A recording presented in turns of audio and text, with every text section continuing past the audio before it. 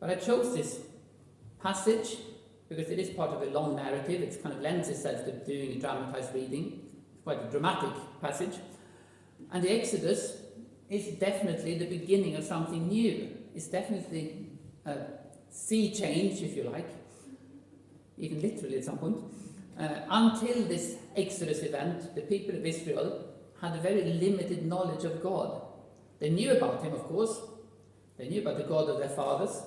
They knew that he had intervened in various ways in the lives of their forefathers.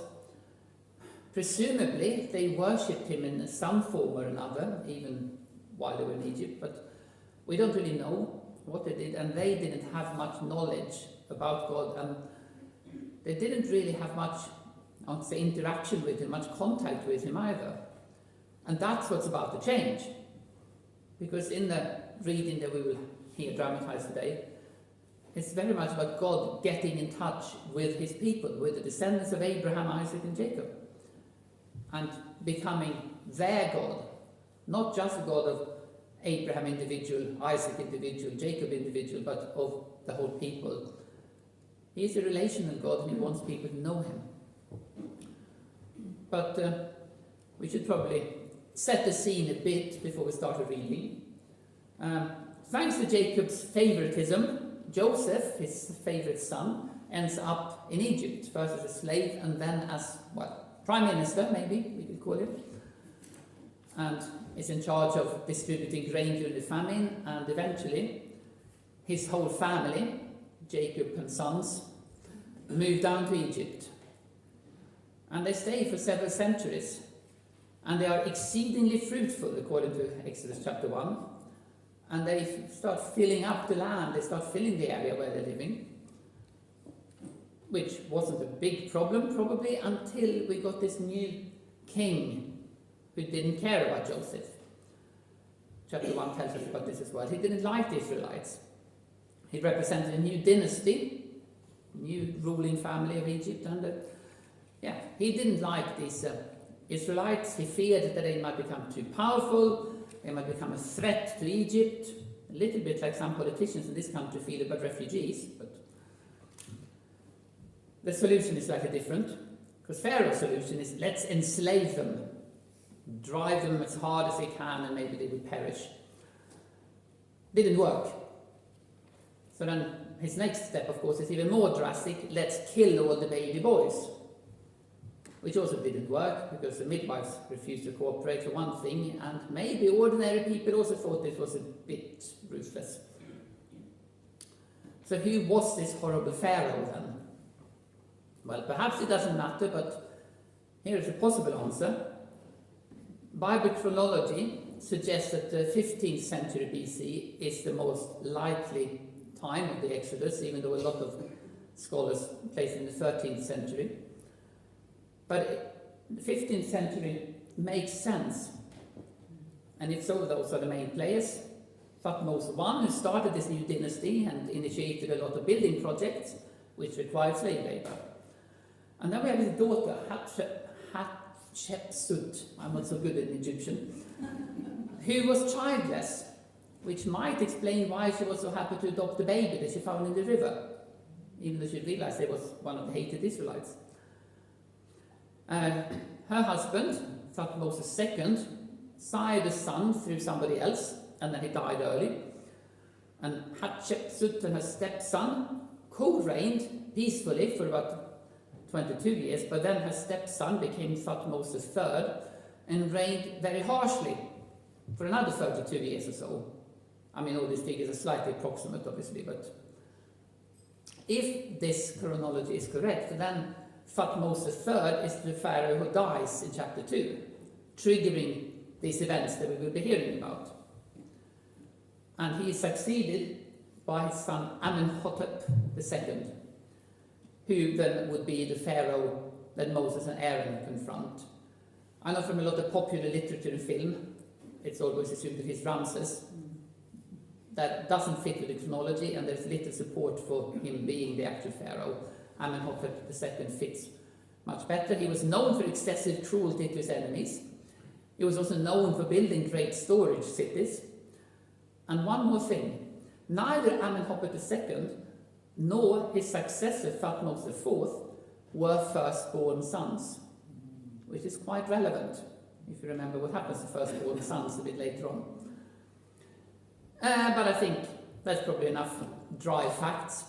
Let's get into the first part of the story.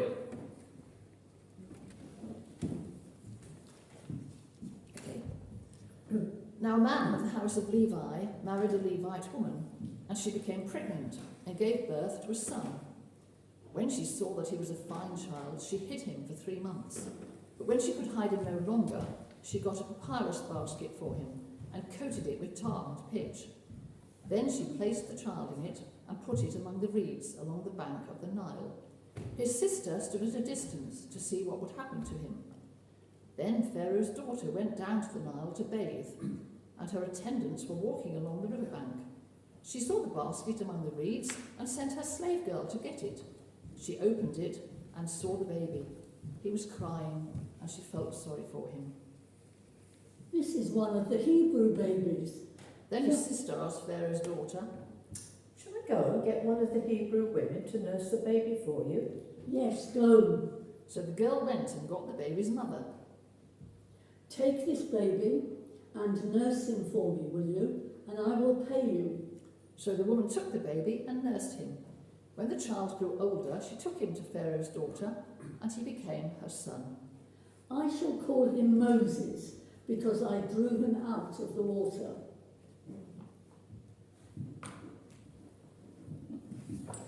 One day, after Moses had grown up, he went out to where his own people were and watched them at their hard labour.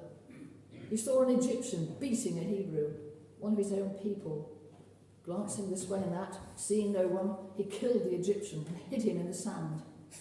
The next day he went out and saw 2 Hebrews fighting. He asked the one in the wrong, "Why are you hitting your fellow Hebrew?" Who made you ruler and judge over us? Are you thinking of killing me as you killed the Egyptian? Then Moses was afraid and thought, What I did must have become known. when Pharaoh heard of this, he tried to kill Moses, but Moses fled from Pharaoh and went to live in the land of Midian, where he sat down by a well. Now a priest of Midian had 7 daughters, and they came to draw water to fill the troughs to water their father's flock. Some shepherds came along and drove them away, but Moses got up and came to their rescue and watered their flock. When the girls returned to Jethro, their father, he asked them, Why have you returned so early today? An Egyptian rescued us from the shepherds. He even drew water for us and watered the flock. Well, where is he? Why did you leave him? Invite him to have something to eat. Moses agreed to stay with the man and gave his daughter Zipporah to Moses in marriage. Zipporah gave birth to a son. I shall name him Gershom, because I have become an alien in a foreign land. During that long period, the king of Egypt died. The Israelites groaned in their slavery and cried out, and their cry for help because of their slavery went up to God. God heard their groaning, and he remembered his covenant with Abraham and with Isaac and Jacob. So God looked on the Israelites and was concerned about them.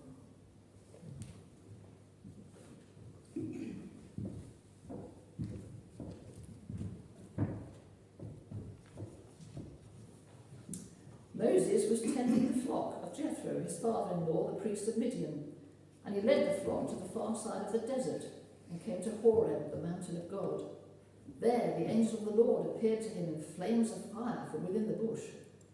Moses saw that though the bush was on fire, it did not burn up. So he thought, I'll go over and see this strange sight, why the bush doesn't burn up. when the Lord saw that he had gone over to look, God called to him from within the bush.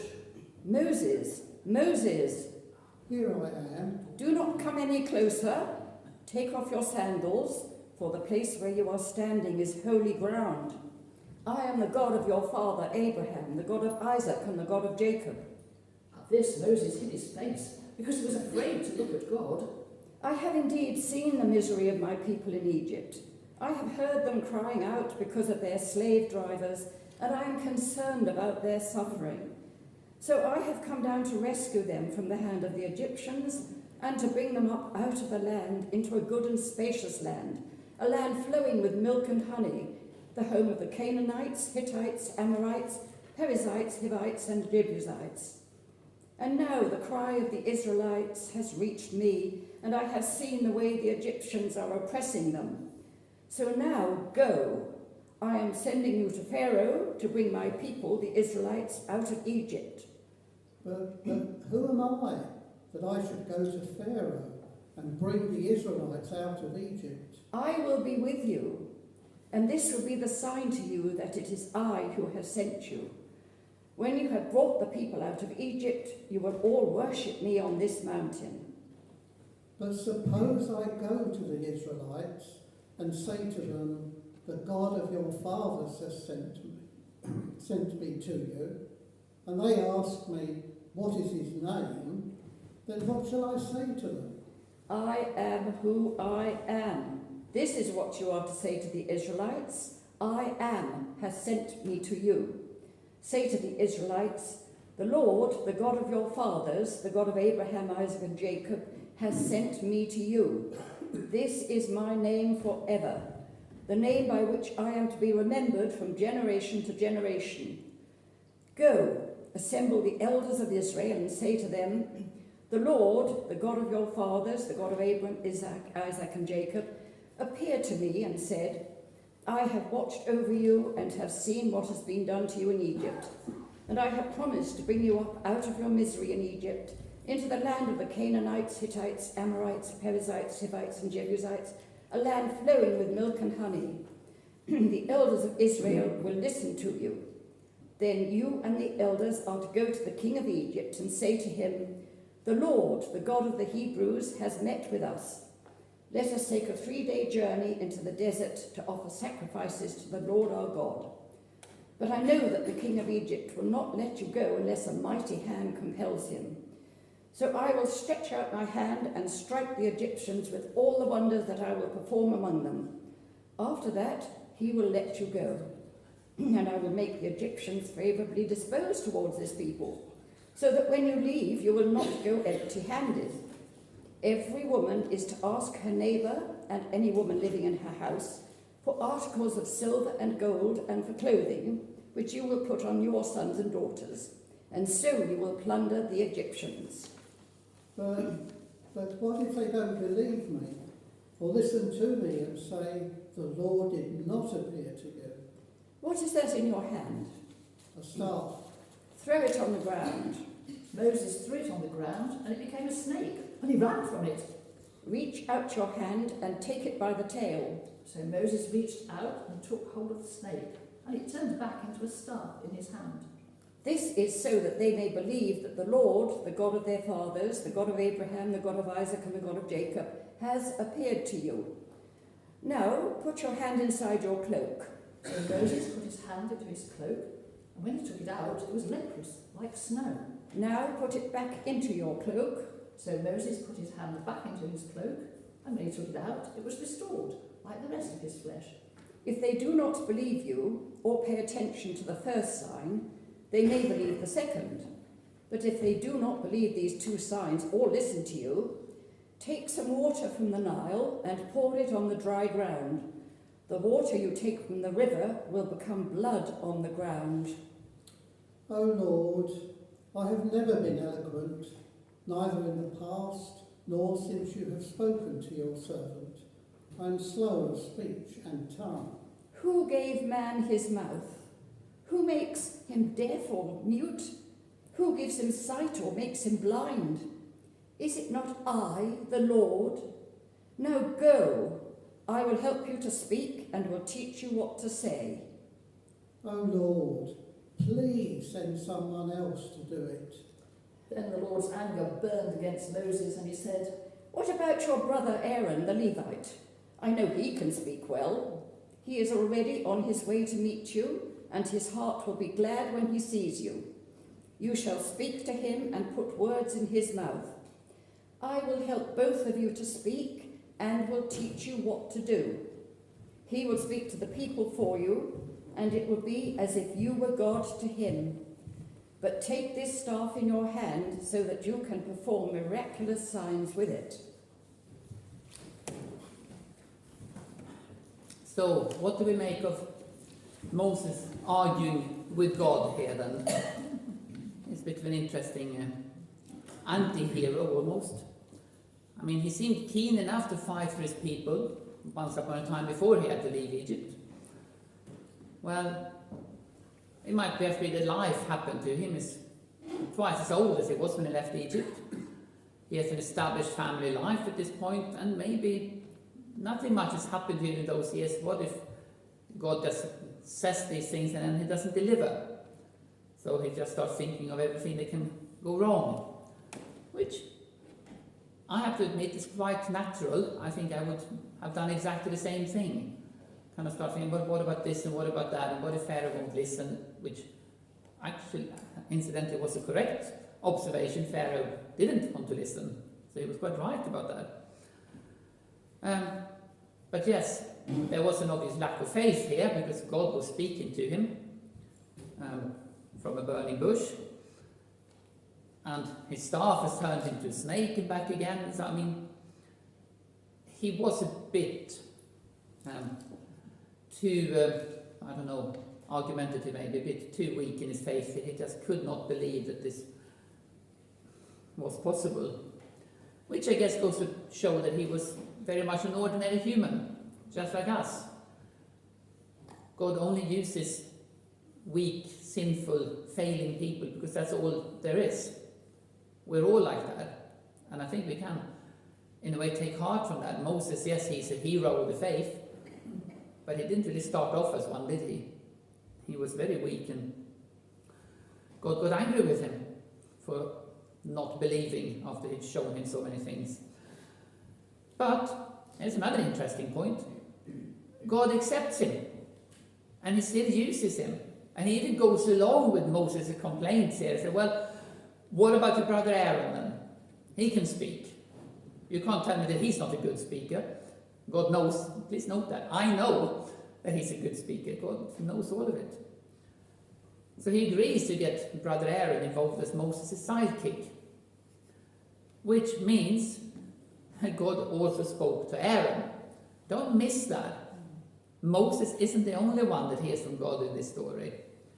And in this passage that we just heard, God says Aaron is already on his way to meet you. At one point in chapter 4, in a bit that we're skipping, we just read, the Lord said to Aaron, go into the wilderness to meet Moses. God spoke to Aaron as well, not as spectacular, but maybe the fact that Aaron obeyed this shows that, well, he had quite some faith. He knew. He was almost better at understanding God's ways than Moses was. Because God just says, go and meet Aaron, go meet Moses in the wilderness, and off he went. Obeying that call after 40 years of maybe not hearing anything from Moses at all, that must have required quite a lot of faith on Aaron's side. So while this passage focuses on Moses, let's not forget that there were other people involved as well. God doesn't just work with the great heroes that get their names in films and stuff. We can all play our part in God's working out the plan of salvation. Because that is what's starting here. It is, well, starting. It's the next step, I should say, of the great plan of salvation. And the scene is set in chapter 2, verses 23 to 25. They sum it up quite nicely. And this is very much a summary of what's going on here. And in Hebrew, we've got 4 verbs that express the Israelites' justified complaining, and we've got 4 verbs that express God's response. God heard the groaning, he saw what was going on, he was concerned, not unaware of their plight, and he remembered his covenant with Abraham. Do you? Do you remember God's covenant with Abraham? God promised Abraham descendants, land, and to be a worldwide blessing. At this point, in Exodus, only one of them, the descendants, has been fulfilled. The book of Exodus, and moving on into all through the Pentateuch and Joshua, and even into Judges to a certain extent. That's the story of how the second promise about the land is being fulfilled. And the New Testament shows us the fulfillment of the third promise to be worldwide blessing to all nations. That's what we come in, we're part of that. In the Bible, to remember something isn't just a record, it isn't just a mental exercise. It means to remember and act on behalf of the person or situation that you have been reminded of, if you like. When the psalmist says, "Remember me, O Lord," it's not just reminding God that here I am, I exist. It's a prayer for divine intervention. So when the text says that God remembered, that means he's about to act mercifully towards the Israelites because of his covenant with Abraham. He just had to wait for the right time, allowing the Canaanites to be ripe for judgment, allowing for a change of kings in Egypt, and allowing for the Israelites to be desperate enough to want to leave. They had to have a reason to want to get out of Egypt. So in a way, the whole slavery and oppression was also part of God's plan, because otherwise they would just happily stay where they were. And that wasn't the plan. So when the time was ripe, Moses, the fugitive son of Pharaoh's daughter, encountered God in a burning bush. Well, Moses wasn't in the bush, but God spoke from it, and introduced himself as the God of your father, or some versions say God of your fathers, and mentions again Abraham, Isaac and Jacob. So it's not an unknown God that appears to Moses. Moses would have heard about him from his birth mother, and he apparently always knew that he was Hebrew, even though he was the adopted son of Pharaoh's daughter. He knew he was a Hebrew. So he knows that this is a God that has always been involved with my people and my forefathers. But then God reveals his new name or title, I am who I am, or I am, which is a great name, I want to say, because it emphasizes that God alone is the source of all existence, the only being who is totally self-sufficient and eternal in himself. Everything else owes its existence to the great I am. In Israelite experience, or in the forefathers' experience, new revelations of God were often accompanied by a new name or a new title for God. So it's quite possible that when Moses, in this dialogue with God, anticipates that the Israelites will ask, what is his name? They're not just wanting a name. They had names for God. El Shaddai, God, different terms, the God who sees. It's not just that they want kind of his formal ID. They're wondering, is there a new significant revelation going on here? Or even better, is there a new divine intervention? Which, of course, is exactly what is on its way. A new divine intervention. It's coming. And God reveals a new aspect of his being and a new name, if you like, to go with this new intervention.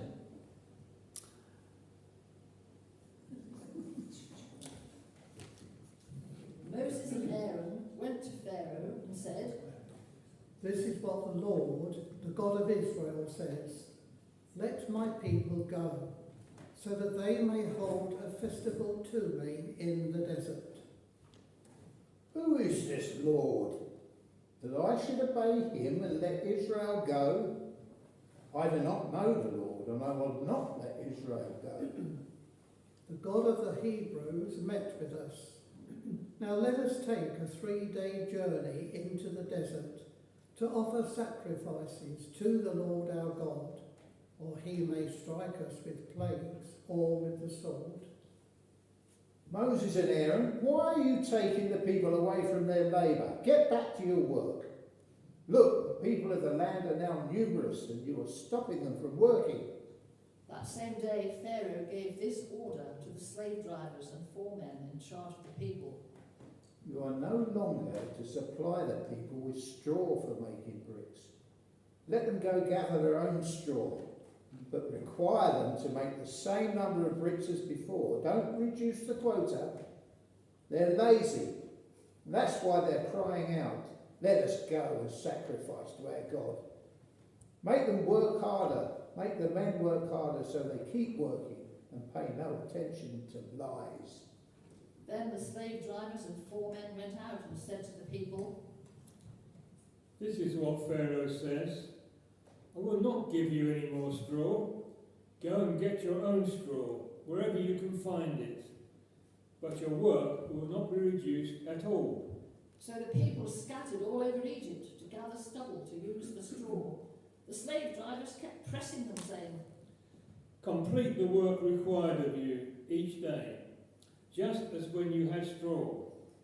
The Israelite 4 men appointed by Pharaoh's slave drivers were beaten and were asked, Why didn't you meet your quota of bricks yesterday or today, as before? Then the Israelite 4 men went and appealed to Pharaoh. Why have you treated your servants this way?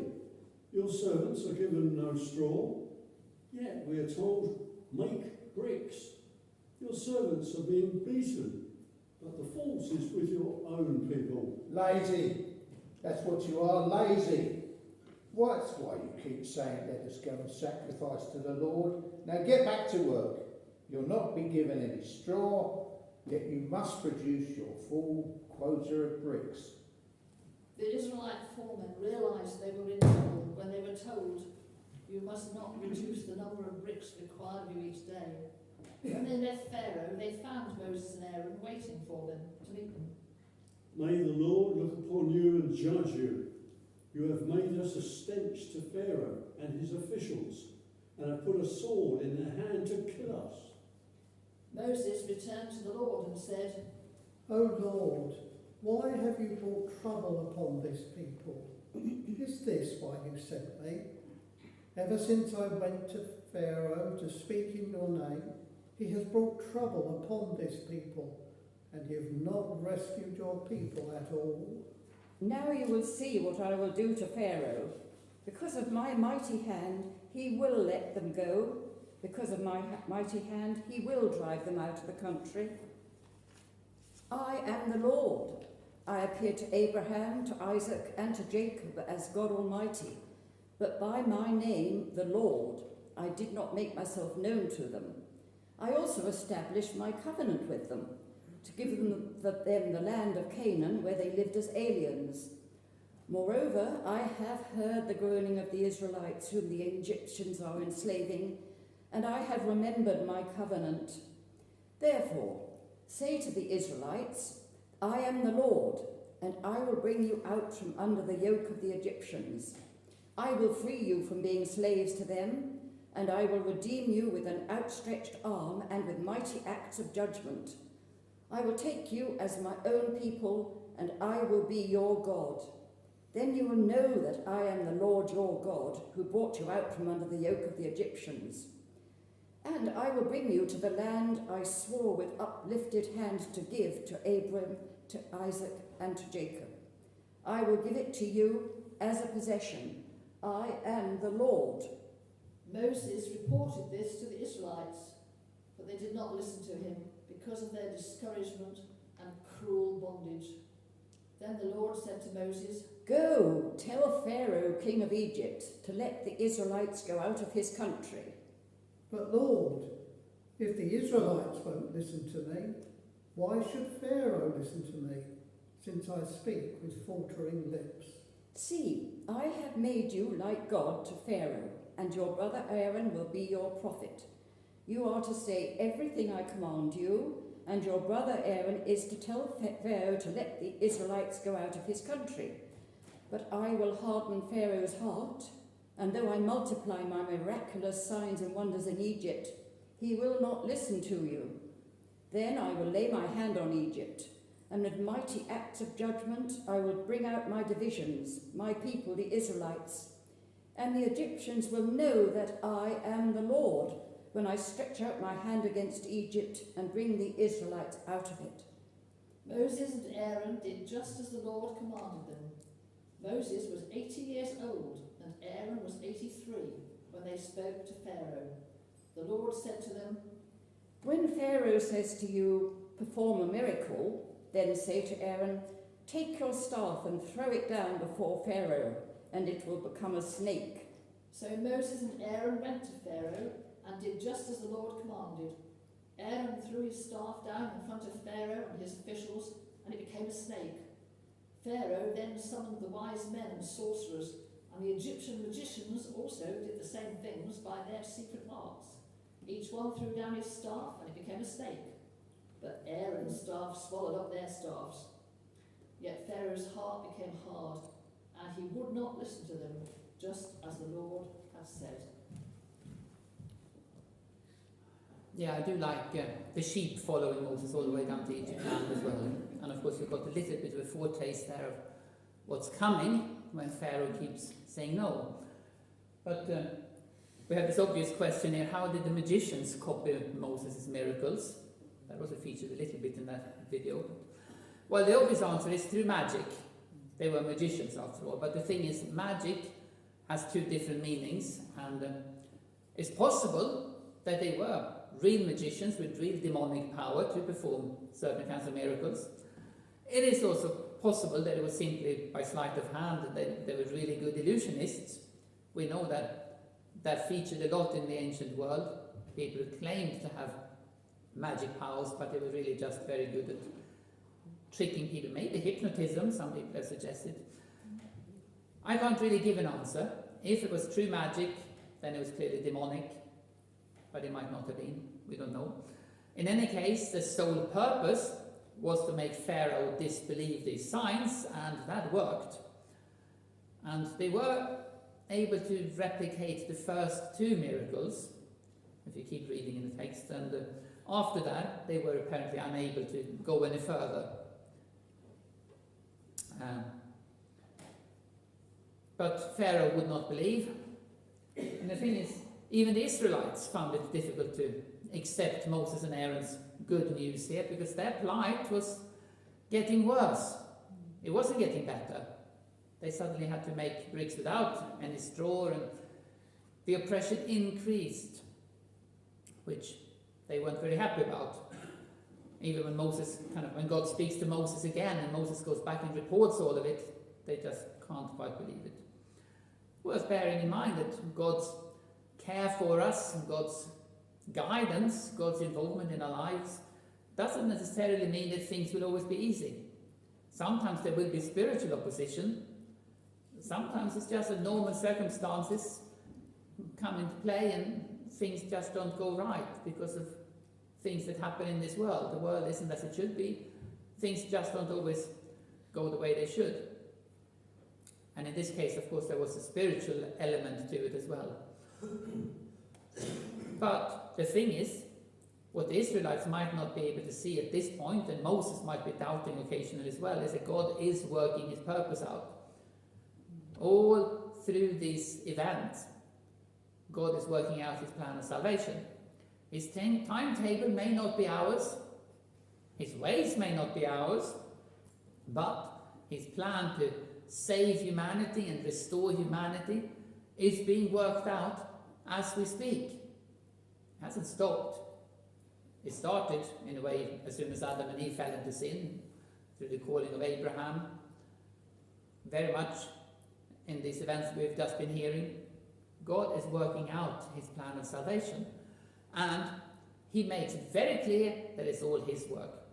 Israel couldn't save themselves. God had to use Moses and Aaron and a whole lot of miracles to get them out of Egypt. They did not contribute anything. And in the same way, we can't save ourselves. And setting us free from sin and death, that required an even more unique Saviour and even greater miracles. Not just the Prince of Egypt, but the Prince of Life. And please note, God says, I've come down to rescue the Israelites. But then he actually acts mostly through Moses and Aaron. Whereas in Jesus, God literally comes down. Emmanuel, God with us. God literally comes down and dwells amongst human beings, even dying for us human beings, and rising again, of course. And it's all part of the same plan. and the same plan being executed by the same God. Don't forget that. We're still talking about the same God. The God of Abraham, Isaac and Jacob, the God that spoke to Moses, is the same God that we worship on a Sunday morning. The same God that came down, was incarnate in Jesus, died for our sins. And the Exodus is an important part of our history as a people of God. Without Moses, we can't really understand Jesus. So we're going to continue this story next week and for a few more weeks. But I think we've had enough for one day, so we're going to close with a prayer and a hymn. And then we'll continue hearing about Moses and the rest next week. But let's pray first.